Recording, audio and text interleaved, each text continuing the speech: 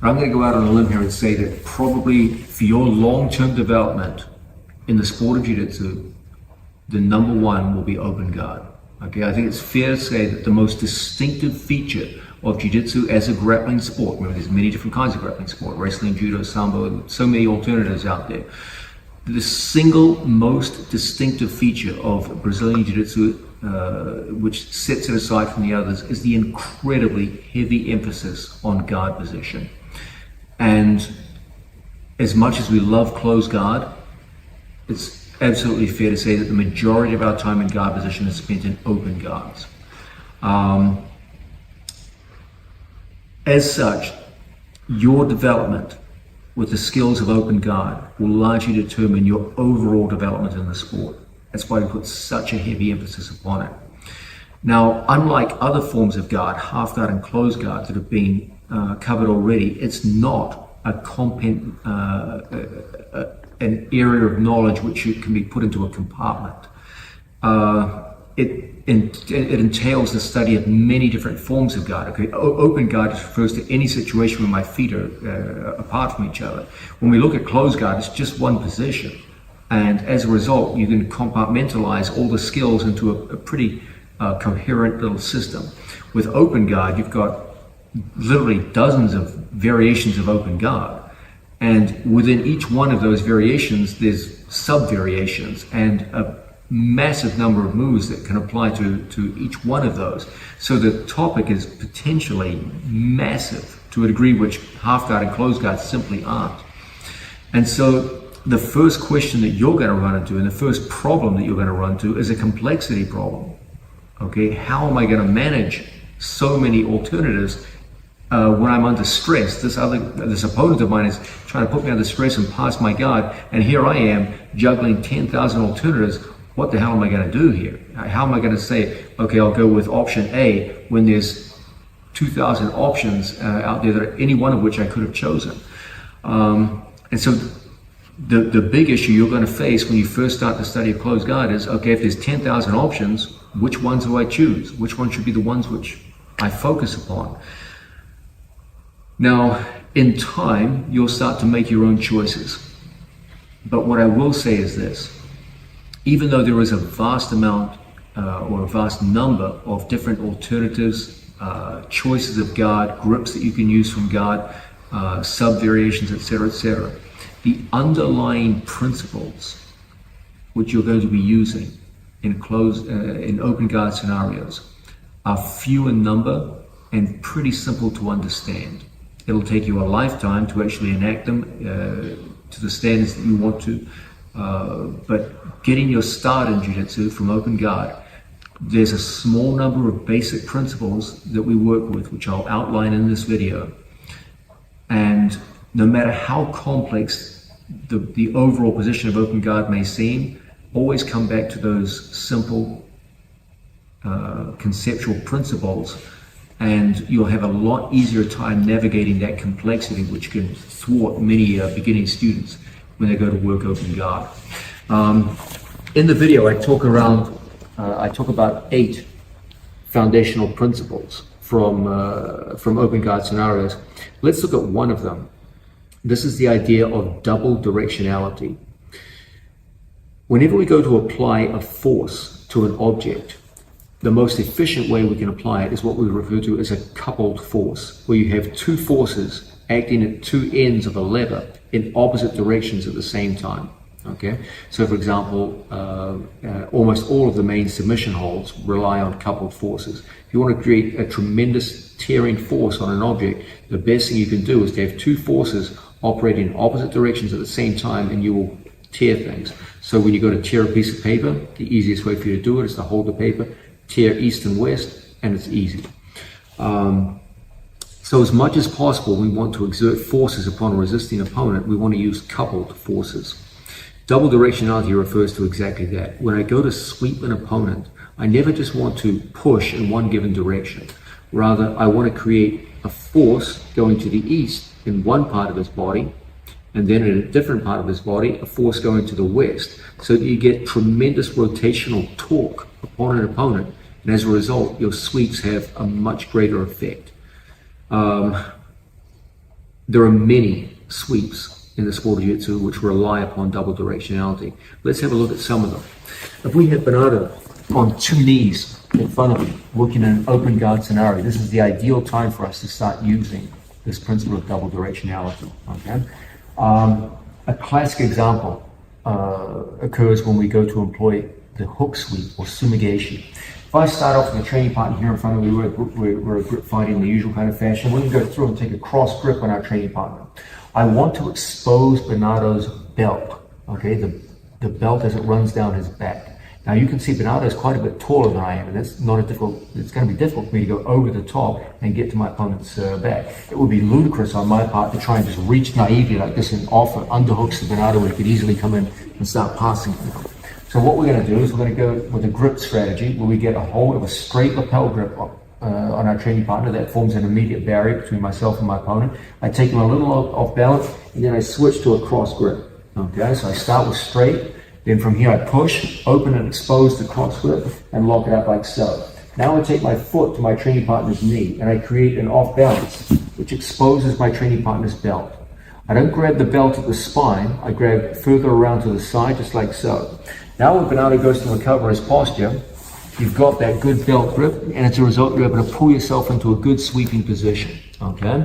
Now, as I get a grip on my training partner's sleeve and push the hand across the body, I'm going to go into the basic hook sweep. When we do this, we can expect our opponent to tripod out with the legs. If Bernardo was naive, let's put your knee down, Bernardo. If Bernardo was naive and just kept his 2 knees on the floor, it'd be very, very easy just to sweep my opponent. So yeah, we're going to take top position.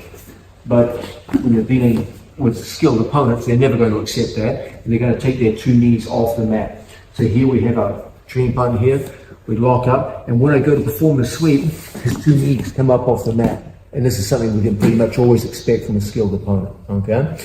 Now, as I go to complete the sweep, you can see all of his weight is here on this foot. His left hand is controlled by me, okay? His right foot is completely off the mat, and his base is held by a combination of his right hand on the floor and his left foot, okay? I'm going to take my foot, my bottom foot, I'm just going to reach for Bernardo's shin using the sole of my foot. I curl my foot around his shin and contour my foot to make a good purchase on his leg. Now my left leg begins a lift out to the west, while my right foot hooks and sweeps to the east. And as a result, we're able to trip our training partner over and end up in top position with a nice rotation. The idea is that coupled force creates a very strong torque in opposing directions, which turns my opponent's hips towards the ceiling and creates a very strong sweeping effect. So once again, we start off here in front of my training partner with a straight grip, and I feed into a cross grip. I take my training partner out and balance, he's going to push on the knee, and I expose the belt. Now from here, we lock up with our training partner, and I go in, attacking with Sumi Gaeshi, the hook sweep. My opponent goes into an intelligent defensive reaction, and you can see he's coming up off the floor with his 2 knees, okay? Now, from here, I just take my foot and hug onto his foot like so. As my left foot lifts, the right foot pulls away on my training partner's foot, and we get a nice drop straight down to the mat, okay?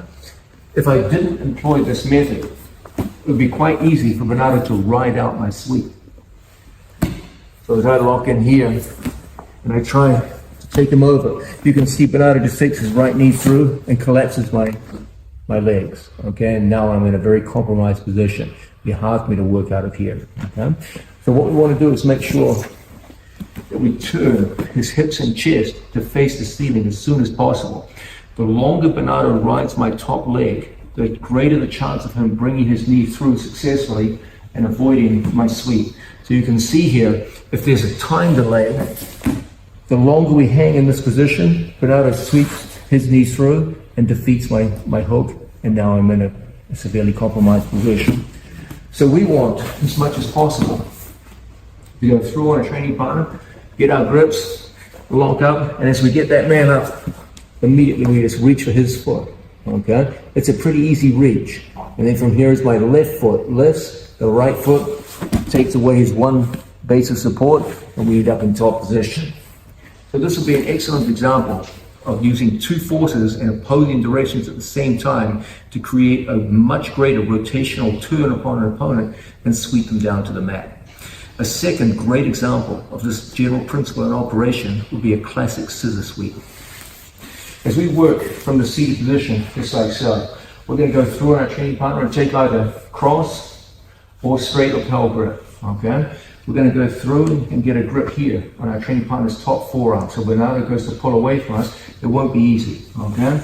Now, we post our foot right here on our training partner's hip, and then I take my second foot across my training partner's body, my knee coming up into the armpit, just like so, okay? As my foot comes down to my training partner's knee, you will see there is a force given in two opposite directions. My left leg is pushing out like so, bringing Bernardo's head over the endangered knee. My second foot comes down here, and as we start that scissoring effect, you'll see that again, there's clearly two opposing forces here, one working to the east, the other to the west. And you can see, as a result, you get a very quick turnover down to the mat. So once again, we start off, we go through and take a straight grip and lock up like so. So I pull my body in, we find ourselves now in the perfect position to start going on the attack, okay? You can see already the left leg starts taking the weight onto one knee. I want Bernardo's head going over his own knee. Then from here when we drop, we get a good hook here.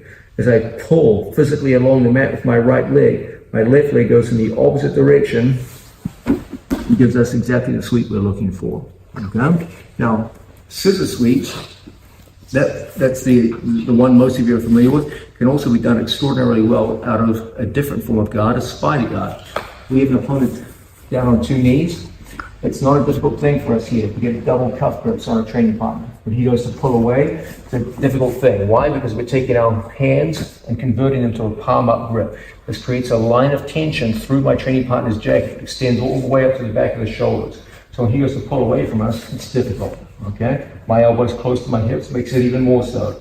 For a situation where I place my foot here on my training partner's hip, my second foot goes here into the bicep, and we start to drop down towards the mat. From here, I go to an elbow rather than a shoulder. Now, if Bernardo's in good stance, head over you in the center. When Bernardo's in good stance here, what I want to do is I want to take his elbow and bring it higher than his head, just like so. That's what takes the man out of balance. I want to create a situation where I'm no longer facing directly into my opponent. I bring his elbow over his own head, and I pull back so that I face out to the side. And as a result, we get a beautiful sweep out, like so. Now we add in the scissoring effect. We get our initial grips, double cuff. We strengthen it by going palm up. We place a foot on the hip. We get our spider guard set in a seated position just like so. Now from here, we get that elbow high up over our training partner's head. We bring our foot down towards the floor, and there's the perfect scissoring action. My left foot creates a force out to the east, but my right foot clips and places the man down. When Bernardo tries to get back up, the inside foot position still makes it very difficult for an opponent. It's hard for him to recover. And it's relatively easy for us because we're on an elbow to heist up and start driving across our training partner's body and take top position. So this would be another fine example of taking an opponent and applying two forces in opposite directions at the same time. Different guard, same principle, okay? Sumi Gaeshi is among the most important positional moves in the sport of Jiu-Jitsu. It is a sweeping and throwing method that uses your legs to lift and turn an opponent onto his back so that you can get up on top of him. It works at all levels of the sport and in all weight categories. It is equally effective in both gi and no-gi Jiu-Jitsu. It has been used as the centerpiece of bottom guard attacks by many great athletes for generations.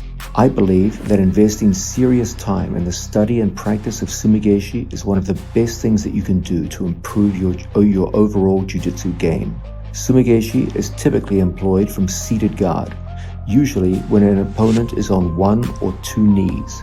But, as we shall see in this video, it is also very effective even against standing opponents as well.